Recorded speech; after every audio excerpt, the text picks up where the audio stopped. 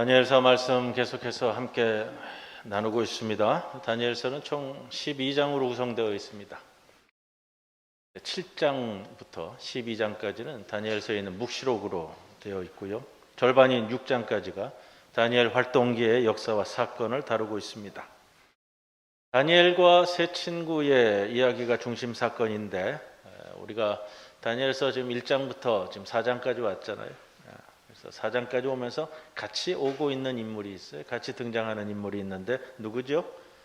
다니엘과 세 친구들과 느부갓네살 왕이 계속해서 등장을 합니다. 느부갓네살 왕의 두 번에 걸친 꿈 해몽에 연결되어져서 4장까지 말씀이 왔습니다. 지난 몇 주간 우리가 말씀을 함께 나누면서 느부갓네살 왕이 좀 문제가 많은 인물이잖아요. 자기가 꾼 꿈을 내용도 가르쳐주지 않고 지혜자들에게 해몽하라고 겁박을 했고요. 그 꿈을 해몽하지 못하면 죽이겠다고까지 했습니다.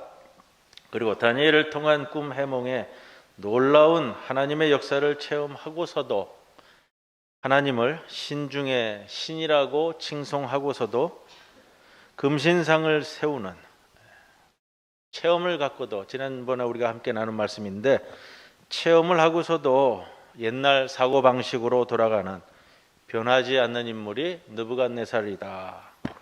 이렇게 우리가 말씀을 나누었습니다.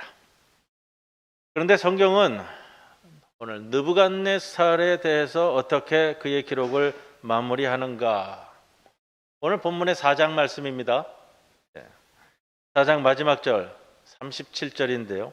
그러므로 지금 나 느부갓네살은 하늘의 왕을 찬양하며 칭송하며 경배하노니 그의 일이 다 진실하고 그의 행하심이 의로우심으로 교만하게 행하는 자를 그가 능히 낮추심이라. 오늘 제가 오늘 성구로도 정했던 것이 37절 말씀이고요. 오늘 제목도 제가 여기서 찾았습니다. 교만하게 행하는 자를 그가 능히 낮추심이라. 여러분, 느부갓네살을 통해서 우리가 기억해야 할 것이 이겁니다. 다니엘서 4장까지 느부갓네살 왕이 다니엘과 같이 등장하면서 우리에게 주시는 메시지도 이겁니다. 느부갓네살 왕이 마지막으로 깨달은 것이 이거 하나입니다. 꿈을 통해, 다니엘을 통해 하나님이 자기를 다루셨던 모든 사건들은 교만하게 행하는 나를 꺾어서 낮추시기 위한 것이다. 느부갓네살 왕은 이 사실을 깨닫고 마지막 고백을 하고서 이제 성경에서 사라지는 겁니다. 다니엘서 기자가 느부갓네살 왕을 통해 우리에게 주시는 메시지가 이것이고요. 여러분, 우리가 때때로 고난이 주어지는데 우리가 함께 자주 읊조렸던 시편 23편, 주님은 나의 목자시라 할지라도 내가 사망의 음침한 골짜기를 걸어가는 때가 생기는데, 그것은 때로 교만한 나를 꺾으셔서 나를 낮추시는 하나님의 역사이다 라는 겁니다. 우리가 지난번 다니엘과 느부갓네살에 대한 말씀을 나누면서요, 하나님을 알고 하나님을 의지하고 하나님께 무엇이든지 묻고 살아가는 다니엘, 그리고 그에 반해서 내가 튀어나오고 있는 느부갓네살, 그 말씀을 함께 나누었습니다. 느부갓네살이 사는 동안 그의 교만의 문제를 가장 크게 드러낸 사건이 오늘 본문인데 29절 이하에 12달이 지난 후에 내가 바벨론 왕궁 지붕에서 거닐세 나 왕이 말하여 이르되 이 큰 바벨론은 내가 능력과 권세로 건설하여 나의 도성으로 삼고 이것으로 내 위엄의 영광을 나타낸 것이 아니냐. 느부갓네살 왕이 바벨론 왕궁의 지붕을 거니며 자기가 이루었다고요. 내가 이루었다고 생각하는, 그리고 대단한 일들을 과시하고 떠벌리며 그것을 교만하게 내려다보는 느부갓네살의 모습을 우리는 보고 있습니다. 여러분, 이겁니다. 지난주에 나눈 말씀도 같은 맥락인데요. 내가 이루었다고 생각하며 사는 이가 있고, 다니엘처럼 무슨 일이든지 하나님께로 달려가는 이가 있다라는 것을 볼 수 있습니다. 여러분, 우리가 살아가면서 참 어려운 것이 이런 거예요. 왜냐하면 베드로가 주님 앞에서 한 고백처럼요. 우리가 밤새도록 그물을 내렸지만 얻은 것이 없습니다. 이게 딜레마라고요, 항상. 열심히 살고 열심히 노력하고 잠 안 자고 하면 뭔가 소득이 있어야 되는데 밤새도록 그물을 내렸지만 소득이 없는 게 문제잖아요. 노력한 만큼 땀 흘린 만큼 그대로 얻을 수 있는 것도 축복이에요. 그래서 시편 기자도 이 부분에 대해서 노래했어요. 노력한 대로 씨 뿌린 대로 얻을 수 있도록 해달라고 기도하는 그 모습을요. 늘 그러하지 못하기 때문에 그럴 때 항상 우리의 신앙을 점검하는 겁니다. 느부갓네살 왕이 왕궁 지붕을 거닐 때 이렇게 되는데 이 장면이 나오면은 항상 같이 떠오르는 장면이 있죠. 다윗 왕이 사무엘하 11장 2절에 저녁 때에 다윗이 그의 침상에서 일어나 왕궁 옥상에서 거닐다가 그곳에서 보니 한 여인이 목욕을 하는데 심히 아름다워 보이는지라. 벌써 사무엘하 11장 2절이 시작하면서 다윗의 무너진 모습을 보여줍니다.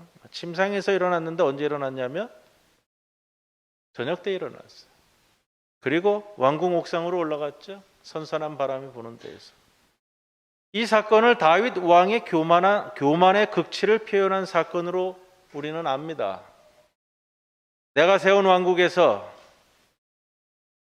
이 예루살렘 도성에서 목욕하고 있는 여자를 보고 마음이 동하자 내가 왕인데 이 정도도 못하겠느냐.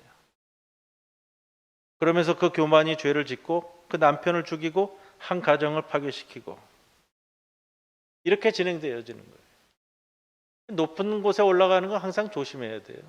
다윗 왕도 그렇고요. 오늘 느부갓네살 왕도 그렇고요. 자꾸 높은 곳으로만 올라가니까 자꾸 욕심이 생기는 거죠. 다윗의 고백은 시편에서 항상 반복되는 표현이 있습니다. 주님이 나의 왕이라는 거예요. 내가 왕이 아니라 주님이 왕이라는 노래를 시편에서 항상 불렀죠. 그런데 이 사건에서 살필 수 있는 것은 내가 왕이라는 거예요. 여러분, 우리에게 교만은 이런 겁니다. 내 삶의 주인은 나인데, 내가 왕인데. 오늘 본문 30절에 보시면 나 왕이 말하여 이르되 이렇게 시작이 됩니다. 나 왕이 말하여 이르되 이 큰 바벨론은 내가 능력과 권세로 건설하였다. 나의 도성으로 삼았고 바로 이것으로 내 위엄을 보이는 것이다. 32절에 이 말이 왕의 입에서 떨어지기도 전에 하늘로부터 소리가 내려왔다. 느부갓네살 왕아, 이 나라의 왕위가 너에게서 떠났다. 너는 세상에서 쫓겨나 들짐승과 함께 소처럼 풀을 뜯어 먹을 것인데 이와 같이 7대를 지난 후에야 지극히 높으신 이가 사람의 나라를 다스린다는 것과 그가 그의 뜻에 맞는 사람에게 그 나라를 주신다는 것을 알게 될 것이다. 말씀의 요지는 그거예요.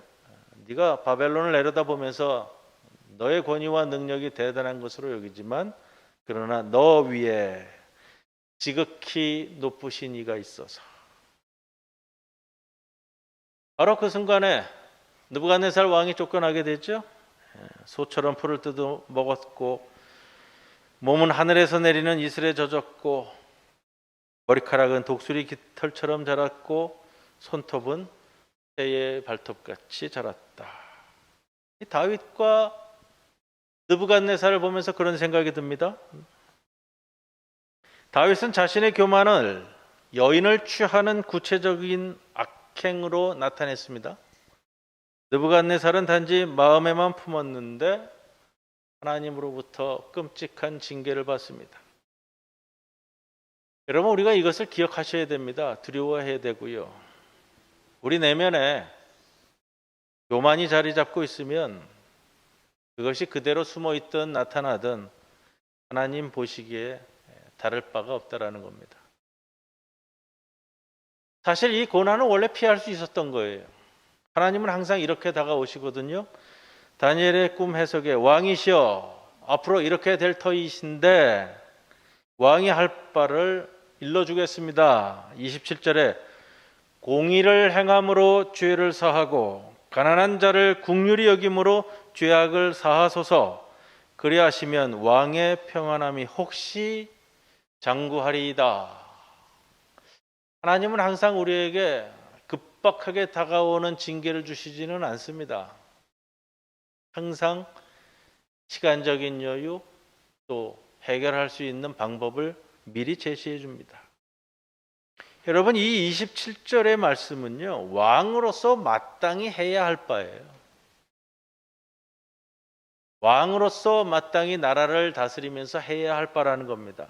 그 누구나 이렇게 하나님께서 이미 주신 말씀이 있다고요. 우리에게 주신 말씀이 있다고 제가 늘 강조해 드리잖아요. 그런데 그 왕이 안 했다는 거예요. 지금 우리가 살펴보고 있는 본문의 내용이 느부갓네살 왕의 교만과 또 그로 인해 겪어야 했던 고난에 대한 내용인데 하나님께서 이 말씀을 기록하고 있는 이유가 무엇일까? 오늘 우리에게도 이 본문을 읽게 하시는 이유가 무엇일까? 단순히 느부갓네살 왕의 일대기를 조명하고자 함은 아니겠죠? 주신 말씀으로 기록된 말씀으로 타산지석으로 삼으라는 것 아니겠습니까? 기록된 말씀으로 자신의 모습을 살펴봐서 스스로 돌이키라는 겁니다. 이것이 우리가 성경을 묵상하는 제1 목적이 아니겠어요? 교만의 반대는 무엇입니까? 겸손이잖아요. 우리에게 겸손은 과연 무엇일까요? 그냥 자기를 낮추는 것이 겸손일까요? 다니엘서에서는 겸손의 대표자로서 다니엘을 제시해 주고 있습니다. 다니엘은 어떻게 살았죠? 항상 하나님의 말씀으로. 하나님의 말씀으로 사는 겁니다. 말씀이 내 귀에 들리게 하는 것. 내 귀에 하나님의 말씀이 들리게 하는 것이 겸손입니다. 제가 다니엘서를 시작하면서 그런 말씀을 드렸어요. 바벨론과 같은 이 세상에서 살아가는 우리에게 주시는 말씀이 다니엘서입니다. 수많은 이방인들 속에서, 이방 문화 속에서 그리스도인으로서 살아가야 하는 다니엘과 세 친구가 어떻게 살아가는가. 다윗이 옥상을 거닐면서 내가 왕인데 왕이 내 마음에 든다는데 저 여자가 남편이 있든 없든 무슨 상관인데. 여러분, 이런 상황에서는 하나님의 말씀이 들리지 않습니다. 하나님의 말씀이 없어서가 아니고요. 여러분, 하나님의 말씀은 끊임없이 내 귓구멍을 울렸겠지만 그 교만한 마음에는 안 된다라고 하는 하나님의 말씀이 들리지 않는 겁니다. 하나님의 말씀이 없는 것이 아니라 하나님의 말씀이 들리지 않는다고요. 또 들으려고도 하지 않는 거예요. 내가 생각하고 내가 결정한 것이 항상 옳고요. 내가 판단한 것이 항상 정확하고요. 부부싸움을 할 때도 늘 당신이 틀렸고 내가 옳았고요. 이런 사람에게는 하나님의 말씀이 들리지 않습니다. 이게 교만이에요. 반면에 다니엘은 겸손한 사람이라고 인정받습니다. 행동하기 전에 늘 먼저 하나님의 말씀을 구했고 하나님의 말씀을 들었습니다. 자신의 행동보다 하나님의 말씀이 있을 때까지 항상 시간을 구했습니다. 느부갓네살 왕이 꿈을 해몽해내라는 명령을 내렸을 때도 빨리 하지 않으면 생명의 위협이 가해진다는 것을 알면서도 바로 대답하지 않고 하신 이야기가 뭐죠? 시간을 주시면. 문제를 해결할 지혜가 나에게서 나오는 것이 아니라 내게 있는 것이 아니라요. 하나님이 들려주시는 말씀에서 나온다는 것을 알았기 때문입니다. 여러분, 이게 겸손입니다. 뭐 사람과 사이에서 뭐 이렇게 자리를 비켜주고 뭐 이렇게 자신을 낮춰주고 뭐 이런 겸손이 아니고요. 하나님의 말씀을 먼저 찾는 것이 겸손이라고요. 여러분, 내가 내 삶을 모르면, 여러분, 내가 내 삶을 아세요? 내일 무슨 일이 벌어질지, 일주일 뒤에 무슨 일이 벌어질지, 다음 주일에도 내가 이 자리에 와서 앉아 있을 것이 확실한지. 여러분, 내가 내 삶을 모르면 하나하나 하나님께 물으시면서 가야 되는 거예요. 그게 그리스도인의 삶입니다. 내게 부딪힌 인생의 어떤 문제에 그때마다 정말로 내가 바로바로 해결하는 능력을 가진 그런 사람입니까? 아니면 여러분도 하나님 앞에 나아가 시간을 주시면 하는 사람입니까? 문제를 가지고 주님 앞에 나아가십니까? 아니면 바로바로 해결할 수 있는 나의 능력을 자랑하면서 살아가십니까? 이게 바로 교만과 겸손의 잣대가 될 겁니다. 여러분 모두가 다니엘처럼 저 사람은 하나님 앞에서 겸손한 사람이야 라는 말을 듣는 성도가 되시기를 기원합니다. 그리고 그것은 저 사람은 항상 하나님의 말씀을 붙들고 말씀으로 인생을 풀어가거든. 이 평가를 받는 주의 백성들이 되기를 간절히 소망합니다. 우리가 교만과 관련하여 기억해야 할 두 번째 메시지가 있습니다. 나의 심령에 정말로 하나님을 존중하는가, 하나님의 권위를 인정하는가 라는 거예요. 더 쉽게 말씀드리면 최우선으로 내 심령에 하나님이 존재하는가라는 것이겠죠. 이번 주일 말씀을 준비하면서 재미있는 예화를 읽었습니다. 이런 내용이에요. 제가 조금 각색하면 예전에 초등학교 시절에 특히 뭐 저학년 시절에 그렇잖아요. 저도 뭐 초등학교 저학년 시절을 시골에서 보냈는데 선생님이 교실에 안 계시면 우리 때는 막 60명, 70명이 기본이었는데요. 담임 선생님이 교실에 안 계시면 어떤 상황이었어요?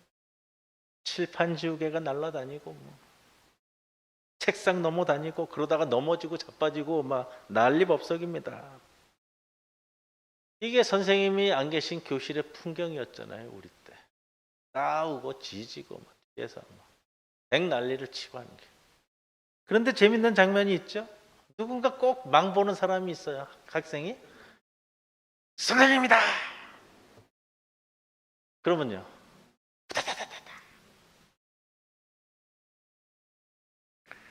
선생님의 권위가 아마 하늘을 찌를 때였던 것 같아요. 무엇이든지 선생님께 묻고 선생님 말씀대로 따르고 선생님만 바라보고. 우리 초등학교 때 그랬죠. 예전에 국민학교 때 선생님이라면 껌뻑 죽었잖아요. 삶에서 항상 하나님의 말씀을 경청하였던 다니엘을 보게 됩니다.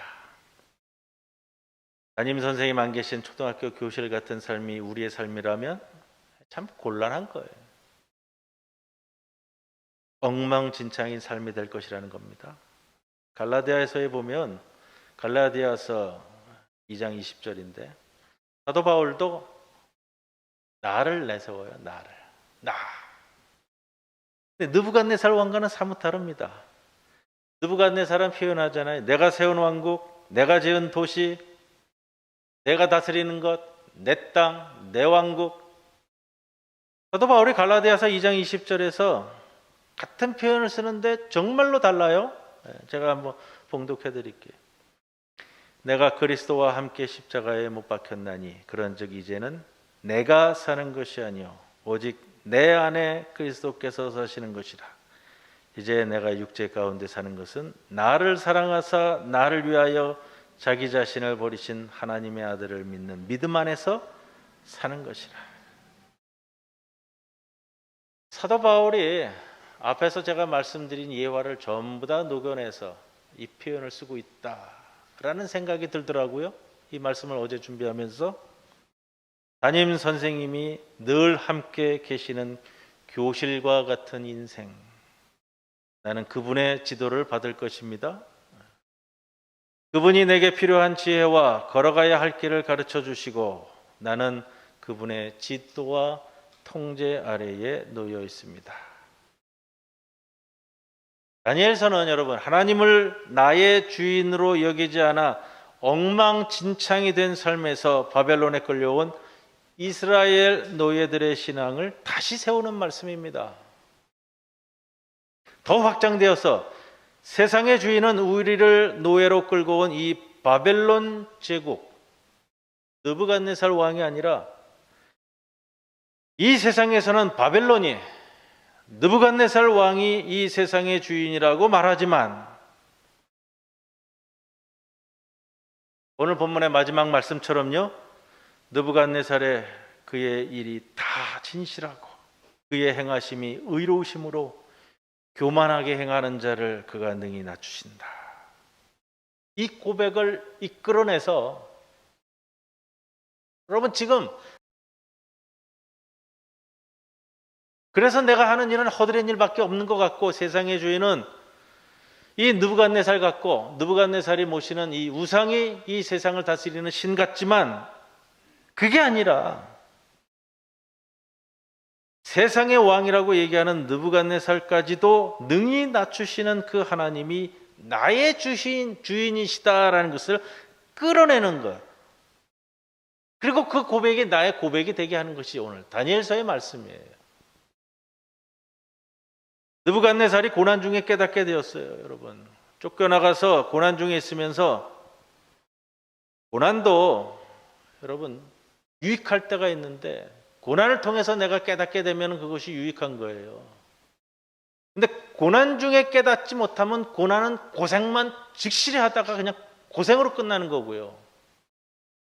느부갓네살이 고난 중에 깨닫게 되는데 그 마지막 고백이 37절이고 쫓겨나가서 고난 중에 있으면서 이런 표현을 써요. 34절에 보면 내 총명이 다시 내게로 돌아온지라. 한 번 더 반복해서 36절에 내 총명이 내게로 돌아왔고. 번역이 좀 거창한데 이런 말은 왜 이렇게 거창했는지 모르겠어요. 차라리 그냥 직역을 하는 게 우리 말에 확 와닿는데 뭐냐면요, 내가 정신 차렸다라는 거예요. 직역도 그거예요. 뭐 총명이 다시 내게로 돌아와. 그때 왜 이렇게 번역을 거창하게 했는지 모르겠는데 내가 이 고생하면서 내가 제정신 차렸다라는 말이에요. 제정신 차리고 보니 내 위에 하나님이 계시다라는 것을 고백하는 거란 말이에요. 여러분, 성도 여러분, 언제나 정신 바짝 차리시고요, 하나님을 나의 주인으로 모시고 살아가는 성도들이 되시기를 바랍니다. 그럴 때 교만을 버리고 겸손을 회복할 수 있습니다. 우리 다 겸손했잖아요. 하나님 앞에 나올 때, 어린 시절에 교회에 나올 때 십자가만 봐도요 무릎 꿇고 기도하던 것이 여러분들이잖아요. 다 예전에 마룻바닥으로 되어 있을 때 교회에 들어오면 무릎부터 꿇고서 기도하던 그 겸손한 마음으로 하나님만 바라보고 십자가만 바라보던 우리들인데, 오늘도 하나님의 말씀을 붙들고 살아가시는 주님의 거룩한 백성들이 모두 다 되시기를 주님의 이름으로 간절히 축원을 드립니다. 주여 아버지, 내 마음대로 살아가려는 나의 교만을 버리게 하시고 선생님 안 계시는 초등학교 교실과 같은 엉망스러운 인생이 아니라 우리를 이끄시는 선생님을 바라보고 그 말씀에 늘 따르는 그 시절처럼 우리 모두도 주님이 지시하는 대로 따라가는 겸손이 있게 하여 주옵소서. 늘 주님께 묻고 응답받고 따르며 살아가는 그 거룩한 주의 백성들이 모두 다 되게 하여 주옵소서. 예수님의 이름으로 기도드리옵나이다. 아멘.